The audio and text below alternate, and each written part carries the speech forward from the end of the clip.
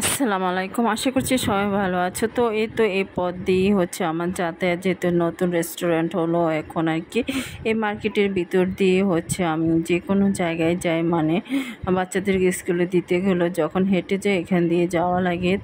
তো মানে আজ হচ্ছে মানে বয়ফ্রেন্ড আর হচ্ছে গার্লফ্রেন্ডের দৃশ্য দেখতে দেখতে হচ্ছে আমার মানে রান্না বান্না, তারপরে হচ্ছে গোসল করা, সব কিছুই দেরি হয়ে গেল। মানে হচ্ছে দুইটা বিড়াল, হচ্ছে ছেলে বিড়াল আর মেয়ে বিড়াল গাছে উঠলো, তারপরে মানে পরে দেখাবো আর কি। তো আমি রান্না বান্না করছি আর কি। তো আজ হচ্ছে কলিজা বোনা, মানে আলু দিয়ে হচ্ছে কলিজা বোনা, আবার হচ্ছে ফুস, গরুর ফুস দিয়েও হচ্ছে মানে বোনা করছে। ফুসটা হচ্ছে রাতের জন্য আর কলিজাটা দুপুর জন্য। আর হচ্ছে মুরগি রান্না করা হবে আর কি। তো যেহেতু বড় মেয়েটা বুসরা, ও হচ্ছে মানে গরুর মাংস খায় না, গরুর কোনো কিছু ও খেতে চায় না। তো ওর জন্য যেদিনে আমরা হচ্ছে গরুর মাংস বা বট কলিজা রান্না করি, সেদিনে ওর জন্য হচ্ছে মানে মুরগির মাংস রান্না করতে হয়। তো দেখুন ওদের দৃশ্য দেখতে দেখতে আমার আজকে মানে কাজের এত সমস্যা হলো।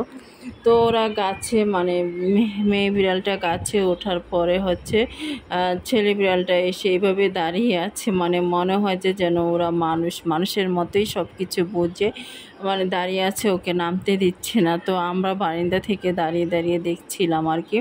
তো দৃশ্যটা দেখে ভালো লাগছে। তো বলছিলাম মনে হয় যে বয়ফ্রেন্ড আর গার্লফ্রেন্ড ওরা একে অপরকে এইভাবে অনেকক্ষণ, আমি পুরোটা শেয়ার করিনি, মানে এইভাবে অনেক টাইম কেটে গেল ওদের, প্রায় 2 ঘন্টার মতো এভাবে গাছে ওরা দাঁড়িয়ে এই অবস্থায় করছিল। তো বাসায় আমরা সবাই দাঁড়িয়ে দেখছিলাম আর কি।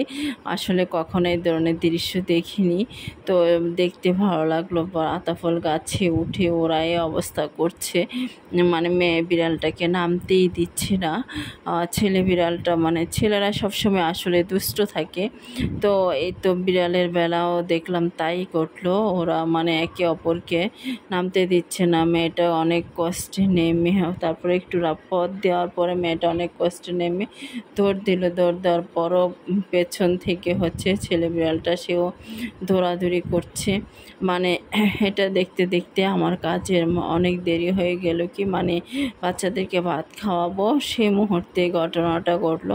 তো ওদের ভাতটা খাওয়াইতে ওদের দেরি হয়ে গেল আর কি। তো ও দেখুন কীভাবে জোপ মেরে বসে আছে, কখন যে বিড়ালটাকে কামড়ে দিবে এই ধরনের একটা অবস্থায় আছে সে।